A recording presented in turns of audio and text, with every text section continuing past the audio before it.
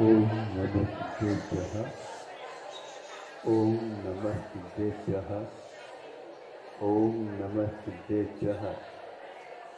अहिंसा परमो धर्म की आचार्य गुरुवर से कुंद कुंद भगवान की, आचार्य गुरुवर से ज्ञान सागर मुनि महाराज की,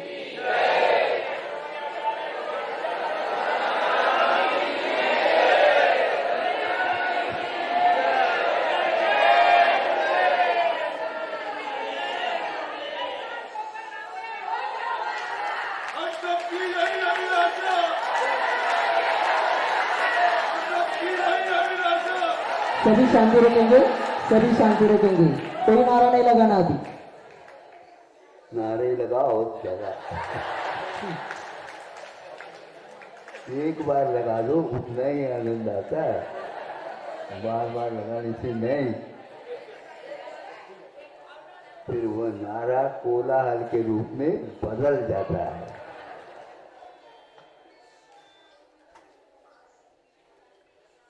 अब देखो, हमें अंतर्मुखी होकर के कुछ सोचना चाहिए। वह सोच बहुत कठिन होती है, सोचना बहुत कठिन होता है, क्योंकि जब हम सोचते हैं तो पंचेंद्र के विषय छूट जाते हैं और उसका मर्म हमें समझ में आ जाता है भीतर का। यही मोक्ष मार्ग में श्रमण लोग, त्यागी ज्ञानी लोग करते रहते हैं, किंतु आप लोग सालंबन के माध्यम से आलंबन सहित होकर के, जैसे अभी अर्घ चढ़ा रहे थे, नहीं समझे, उन्होंने जिन्होंने चढ़ाया उन्होंने आपकी ओर उसका मुख कर दिया है। अब उससे वह ढक गया, हम तो नहीं देख पाएंगे उसको, और वह सब लोगों को दिखेगा, किंतु उधर से संकेत आता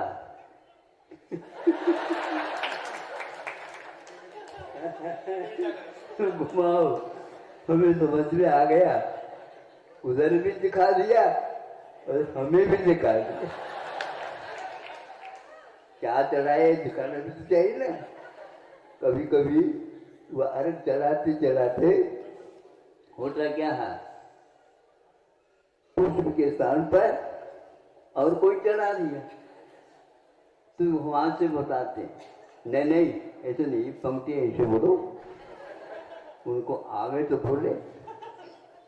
इसलिए अर्थ सहित जब हम पूजन आदि करते हैं अथवा चिंतन करते हैं और उसके फलानुभवी जानते हैं, तो निश्चित रूप से उसमें चार चांद लग जाते हैं। एक व्यक्ति एक कड़वी चीज वैद्यों ने बताई, उसका सेवन करा। क्या चीज है? कड़वी है। उसके ऊपर शक्कर का लेप नहीं करना है, शुगर का तेल क्या बोलते हैं आप लोग, नहीं करना, और उसको ले लेना। कड़वी तो है, लेकिन उसका श्रद्धान है, इसके माध्यम से ही हमारा बुखार ठीक होने वाला है। तो कितनी भी कड़वी क्यों ना हो, क्योंकि हमें बुखार से दूर होना है, ऊपर उठना है, यह वह सोच रहा है और यह विश्वास बना हुआ है, और उसके साथ उसको उसकी जानकारी भी विद्यमान है। वो कड़वी नहीं लग रही है, किंतु आरोग्य का वहां पर चिंतन हो रहा है, बहुत दिन से बीमार है, इसको खा लो ठीक हो जाएगा। तो यह विश्वास जो हो गया, खाते हुए भी वह उसका स्वाद नहीं ले रहा, किंतु आरोग्य का स्वाद ले रहा होता। एक व्यक्ति को मिठाई खिला रहे हैं, खिलाते खिलाते एक आध गाली दे दी, सुन रहे हो, और मीठी नहीं वो कड़वी लगी है। एक कड़वी खा रहा है और उसको मीठा लग रहा है, और एक मीठा खा रहा है उसको कड़वी लगी, क्योंकि कुछ लोगों के वचनों में कड़वाहट रहती कि नहीं। हाँ, गुस्सा आ जाए, चुप बैठ, आई है, बैठी है, ऐसा तो बोला ही नहीं जाता। बोलू नका, गोड़ बोलू नका,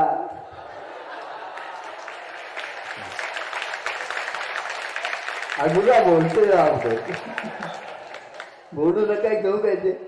गोड़ बोला, इसका अर्थ ये है कि हमारे भावों में कितना वैचित्र्य है। एक औषधि के रूप में स्वीकार कर रहा, और एक व्यक्ति मीठे होते हुए भी वचनों के कारण उसको कड़वाहट का अनुभव हो रहा है। यही समझना, यही एकमात्र रहस्य है मोक्ष मार्ग में, और कुछ भी नहीं होता। कुछ लोगों ने इसको हवा बना दिया, बहुत स्वाध्याय, बहुत कठिन। अरे स्व अध्ययन, इसका नाम स्वाध्याय है। अपना अध्ययन किया जा रहा है, अपने भले के लिए किया जा रहा है, उसमें कठिन क्यों? ये तो स्वभाव है, स्वभाव है, तो वह हमेशा हमेशा हमारे लिए बहुत ही सुख का कारण है। इसलिए आप लोग थोड़ा सा स्वाध्याय किया करो, अथवा जो स्वाध्याय करते हैं उसको सुना करो, और जो सुनते हैं उनके पास जाकर के कुछ मर्म की बात किया करो। इसका अर्थ क्या है और क्या अर्थ हो सकता है? इस प्रकार हम एक दूसरे के सहयोग लेकर के चलते हैं, तो स्वाध्याय किए बिना भी इस स्वाध्याय का फल अवश्य मिलता है उसको।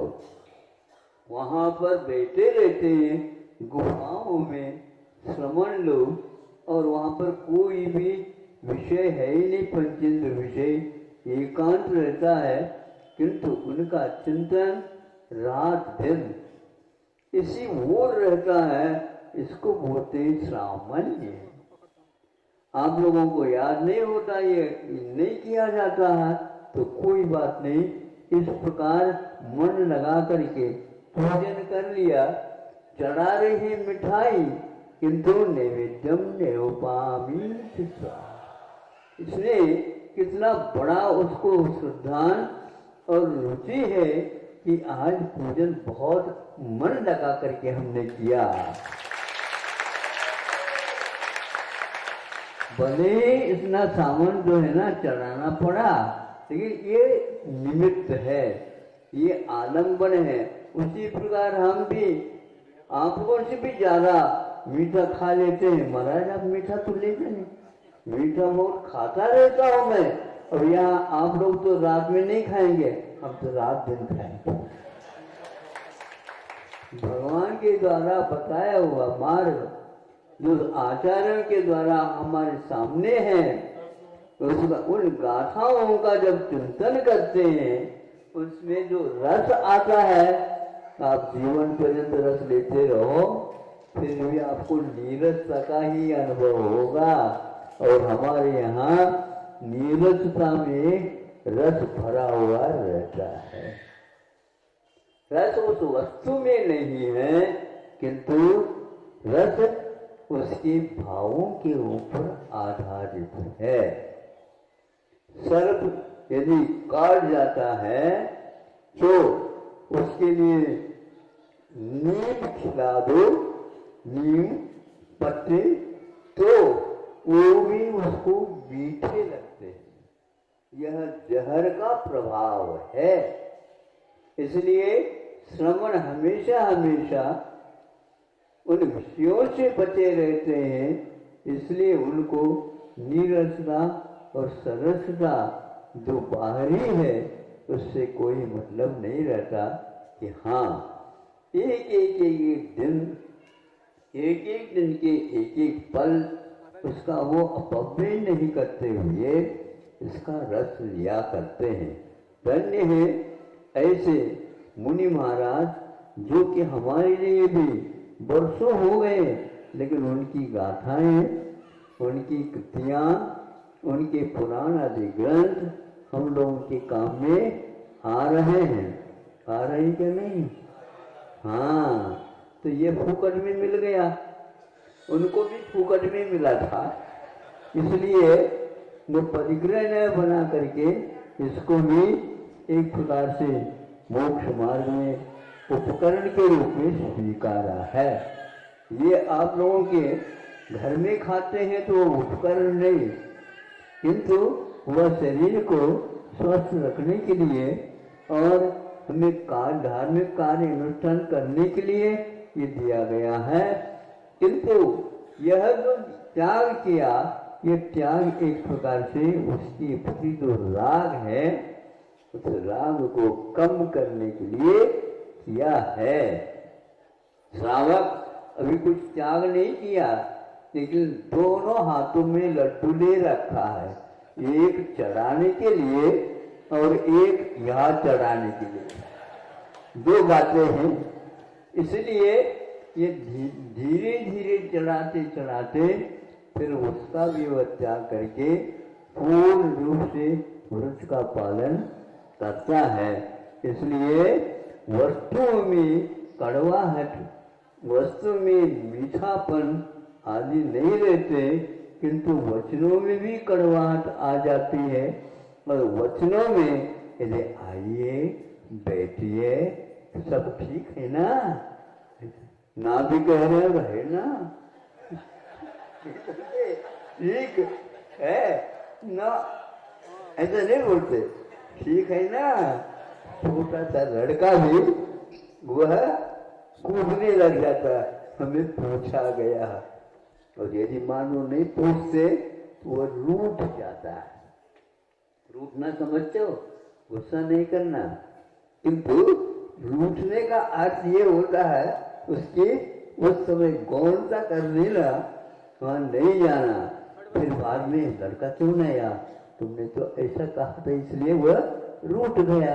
तो कभी कभी माँ भी रूठ जाती है बच्चों से। बच्चा सोचता है कि भैया अभी मत जाओ, तो माँ रूठी है। हाँ, जब ठीक हो जाएगा उसका दिमाग तो धीरे से चली जाएगा। हाँ, ऐसे ही करना चाहिए। हाँ, नहीं समझे, नहीं तो पास आ जाए तो मिलेगा बिस्किट।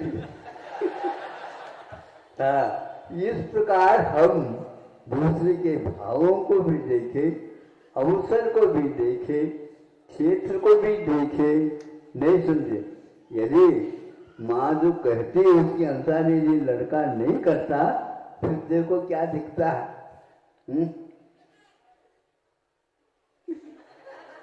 इसमें से चूल्हे में से लकड़ी जो जल रही है उसको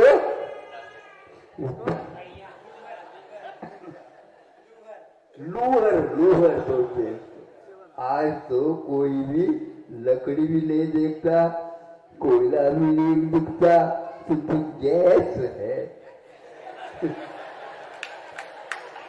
गैस की बीमारी सबके पास है। सोचो, विचार करो, ये है अवसर का काम है।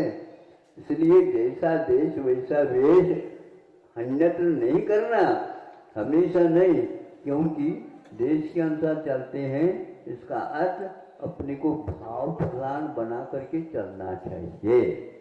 फिर भी व्यवहार कुशलता से अवश्य ही निश्चय का लाभ हो सकता है, हुए नियम नहीं।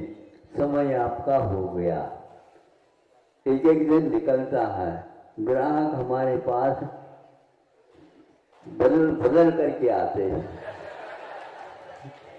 बदल करके जगह जगह से दूर दूर से आ जाते हैं और यहाँ से खरीद करके ले जाते हैं।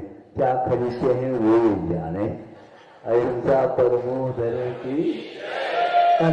चलो आचार्य भगवान विद्यासागर जी महामुनि राज जी की, समस्त आचार्य संघ की